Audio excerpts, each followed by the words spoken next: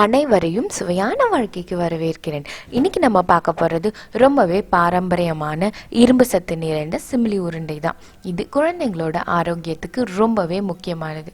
அது மட்டும் இல்லாமல் இப்போ வீட்லேயே இருக்கிற இந்த காலகட்டத்துக்கு இதை மாதிரி ஸ்நாக்ஸ் நீங்கள் செஞ்சு கொடுத்தீங்கன்னா குழந்தைங்க விரும்பி சாப்பிடுவாங்க.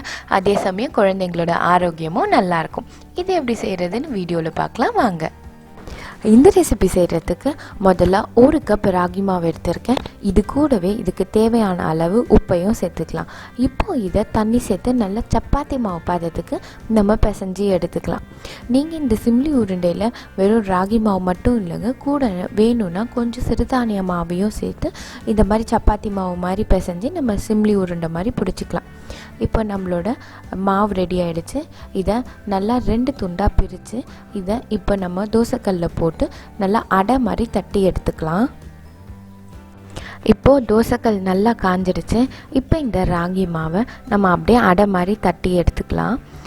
நீங்கள் கையில் கொஞ்சம் தண்ணியை தொட்டுட்டு இதை அப்படியே தோசைக்கல்லில் டைரெக்டாக வச்சு நம்ம தட்டி எடுத்துக்கலாம். அப்படி இல்லை, அப்படி தெரியாதவங்க என்னென்னா வேறு ஒரு துணியில் நம்ம தட்டிட்டு அந்த துணியை எடுத்து அப்படியே தோசைக்கல்லில் போட்டு நம்ம அடை மாதிரி எடுத்துக்கலாம். அடை ஒரு பக்கம் நல்லா வெந்துடுச்சு. இப்போது 1 டேபிள் ஸ்பூன் நல்லெண்ணெய் சேர்த்துக்கலாம். ராகி அடைக்கு நல்லெண்ணெய் சேர்த்தோன்னா நல்லா வாசனையாக இருக்கும்.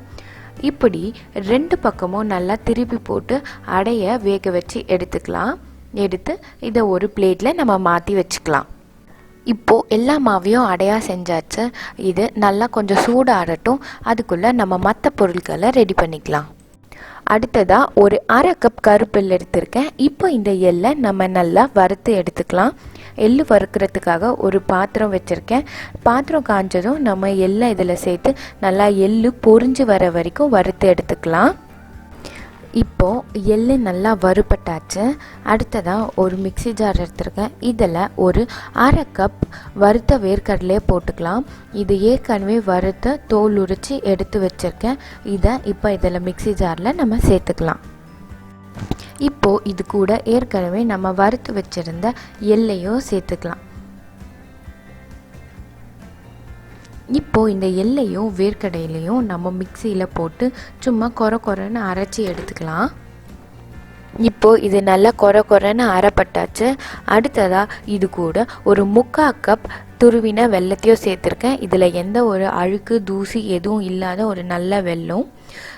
இந்த வெல்லத்தையும் நம்ம இந்த மிக்சியில் போட்டு நம்ம ஒரு சுற்று நல்லா சுற்றி எடுத்துக்கலாம். அப்போ தான் அந்த வேர்க்கடலை எள்ளு எல்லாம் ஒன்றா கலந்து வரும். இப்போ பாருங்கள், நல்லா மிக்சியில் போட்டு நல்லா கொரன்னு அரைச்சி எடுத்தாச்சு. இப்போது இதை ஒரு பாத்திரத்தில் மாற்றிக்கலாம். இப்போது நம்மளோட ராகி அடை எல்லாம் நல்லா ஆறியாச்சு. இதை நம்ம கையாலேயே சின்ன துண்டுகளாக பிச்சு போட்டுக்கலாம். இப்போது இந்த ராகி துண்டுங்களை நம்ம மிக்சி ஜாரில் போட்டு நம்ம ஒரு சுற்றி எடுத்துக்கலாம். முன்னாடி எல்லாம் எல்லார் வீட்லேயும் உலக்கை இருந்துச்சு. அதனால் இதெல்லாம் உலக்கையில் போட்டு இடித்து தூளாக்குனாங்க. இப்போ நம்ம இதை மிக்சியில் போட்டு ஒரு சுற்றி எடுத்துக்கலாம். இப்போது நம்மளோட ராகி அடையை நல்லா பொடி பண்ணியாச்சு. அடுத்ததாக நம்ம ஏற்கனவே பொடி பண்ணி வச்சுருந்த வெல்லம் எள்ளு வேர்க்கடலை பொடியை நம்ம இந்த மிக்சியில் சேர்த்துக்கலாம். மிக்சியில் சேர்த்து இது எல்லாத்தையும் சேர்த்து ஒரு ஓட்டி எடுத்துக்கலாம். ஏன்னா அப்போ தான் இந்த ராகி பொடியும் இந்த வெள்ளை பொடியும் சேர்ந்து நம்மளுக்கு ஒன்றா மிக்ஸ் ஆகி உருண்டை பிடிக்கிற பதத்துக்கு வரும். மிக்சியில் போட்டு ஒரு வாட்டி அரைச்சதும் இப்போது வெல்லம் ராகி மாவு எல்லாம் நல்லா ஒன்று சேர்ந்து நல்லா உருண்டை பிடிக்கிற பதத்துக்கு வந்தாச்சு. இப்போ கையில் கொஞ்சம் நல்லெண்ணெய் தொட்டுட்டு நம்மளுக்கு தேவையான அளவுக்கு உருண்டை பிடிச்சி எடுத்துக்கலாம். நம்மளோட சிமிலி உருண்டை ரெடி ஆயிடுச்சு. இதே மாதிரி நம்ம மீதி இருக்கிற எல்லா மாவையும் உருண்டை பிடிச்சி எடுத்து வச்சுக்கலாம். அவ்வளோதான், நம்மளோட சுவையான சிமிலி உருண்டை ரெடி ஆயிடுச்சு.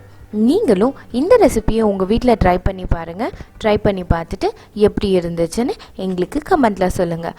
அப்படியே மறக்காமல் எங்களோட சேனலுக்கும் சப்ஸ்கிரைப் பண்ணுங்கள். தேங்க்யூ.